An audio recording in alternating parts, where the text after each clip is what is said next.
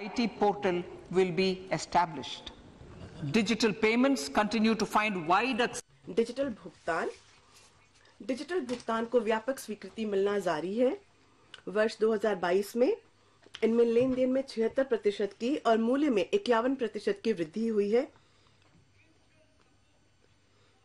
इस digital public infrastructure के लिए राजकोषीय सहायता वर्ष 2023-24 में भी जारी रखी जाएगी।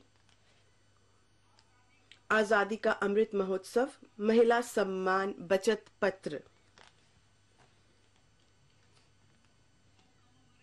आजादी का अमृत महोत्सव के स्मरण स्वरूप मार्च 2025 तक 2 वर्ष की अवधि के लिए एक कालिक नई लघु बचत योजना महिला सम्मान बचत प्रमाण पत्र उपलब्ध कराया जाएगा।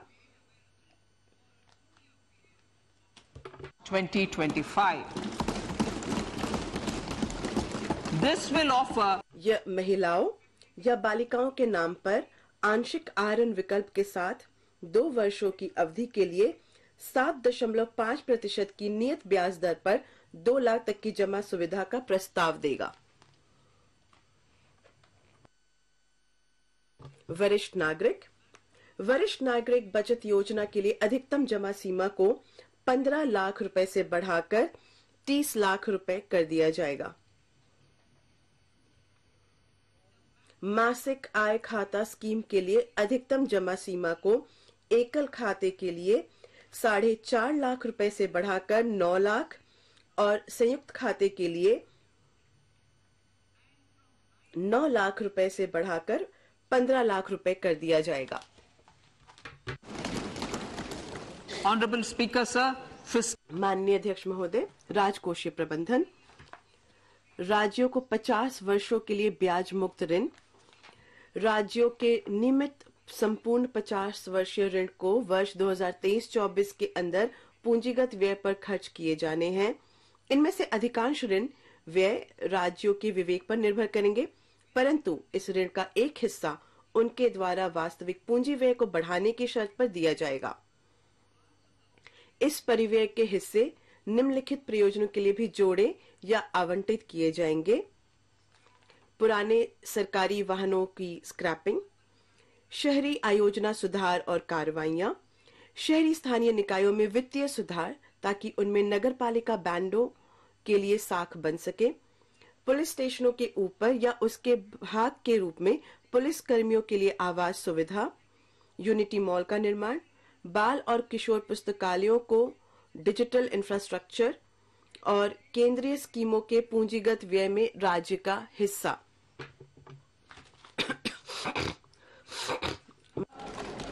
Fiscal deficit of states.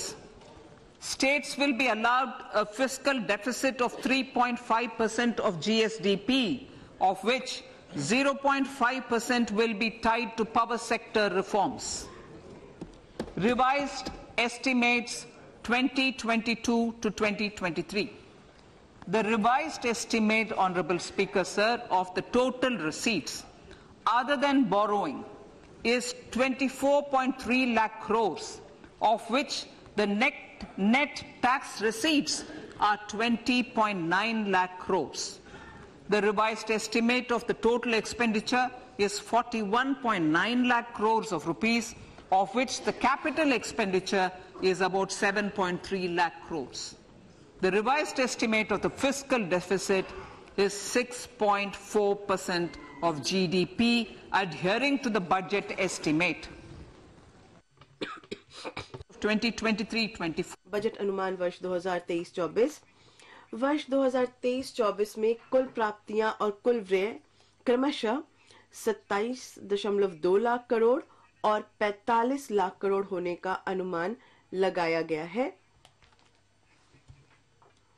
निवल कर प्राप्तियां 23.3 लाख करोड़ रहने का अनुमान है। राजकोषीय घाटा जीडीपी के 5.9% रहने का अनुमान है।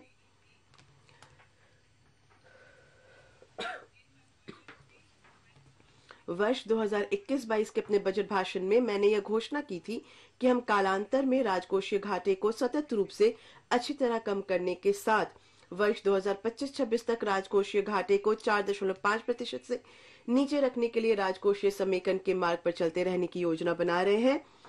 हमने इस मार्ग का अनुसरण करना जारी रखा है और मैं अपना इरादा दोहराती हूँ कि हम वर्ष 2025-26 तक राजकोषीय घाटे को जीडीपी के 4.5% के नीचे ले आएंगे।